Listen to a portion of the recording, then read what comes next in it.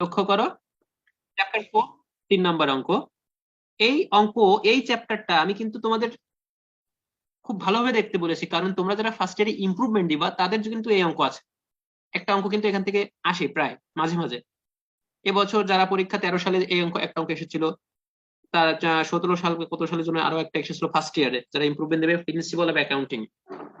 তো পুষ্পতা company broad করেছে টাকা 60,000 আর নভেম্বর 1 2014 10% সুদে 3 মাসের জন্য। দেখো 10% সুদ আর 3 মাস আমি কালার করে দিয়েছি, কারণ কি কোনো এন্ট্রির সাথে পার্সেন্টেজ থাকলে সেটা ইন্টারেস্ট বেয়ারিং মেথড। আর ইন্টারেস্ট বেয়ারিং মেথডে ব্রড করলে কি জাবেদা হয়, দেখো ব্রড করলে জাবেদা হয় cash debit, note payable credit. যদি ইন পেমেন্ট থাকতো তাহলে ক্যাশের পরিবর্তে কি হতো, অ্যাকাউন্টস পেবল হতো। Any question?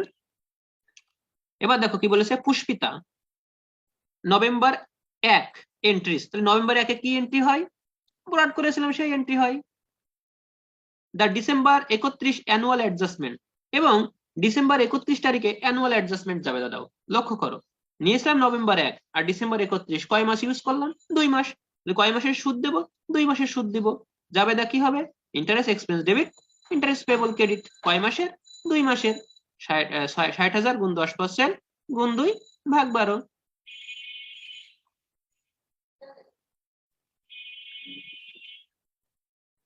সমস্যা আছে?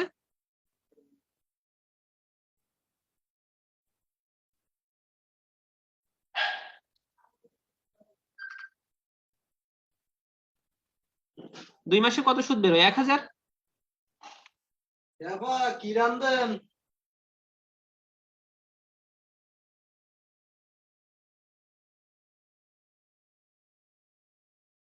দেখো বলেছে যে ফেব্রুয়ারি 1 2015 এন্ট্রি, এবং ফেব্রুয়ারি 1 2015 তারিখে এন্ট্রিটা দাও, জাবেদাটা দাও। ফেব্রুয়ারি 1 2015 সালের কি জাবেদা হওয়ার কথা, নভেম্বর 1 ইস্যু করেছিলাম, জাবেদা দিয়েছি। ডিসেম্বরে 2 মাসের ইন্টারেস্ট, তার জাবেদা দিয়েছি। আচ্ছা দিলাম। এবার ফেব্রুয়ারি 1 তারিখে এসে কি হবে, ফেব্রুয়ারি 1 তারিখে এসে নভেম্বর ডিসেম্বর জানুয়ারি 3 মাস মেয়াদ ছিল, 3 মাস শেষ। তাহলে ফেব্রুয়ারি 1 তারিখে এসে কি করতে হবে, পরিশোধ করতে হবে। কিন্তু ফেব্রুয়ারি 1 তারিখে পরিশোধ করার আগে দেখো তো কয় মাসের সুদ দিতে হবে, 3 মাসের। কিন্তু আমরা অঙ্কে দিয়েছি কয় মাসের, 2 মাসের। এই যে 2 মাসের সুদ দিয়েছি, তাহলে এখনো বাকি আছে কয় মাসের, এখনো বাকি আছে 1 মাসের। সেই বকেয়াটার নাম কি, ইন্টারেস্ট এক্সপেন্স।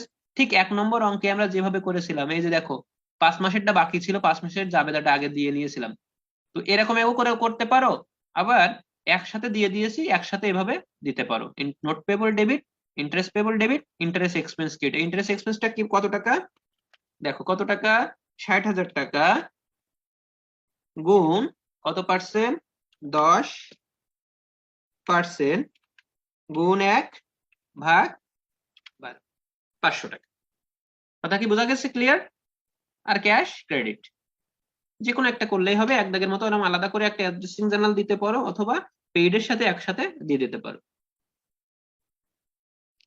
আচ্ছা ভালো কোনটা ভাইয়া হবে? এটা করলেও ভালো হয়, ওটা করলেও ভালো হয়, যে কোনো একটা করলেই হবে। ভাইয়া জি বলেন।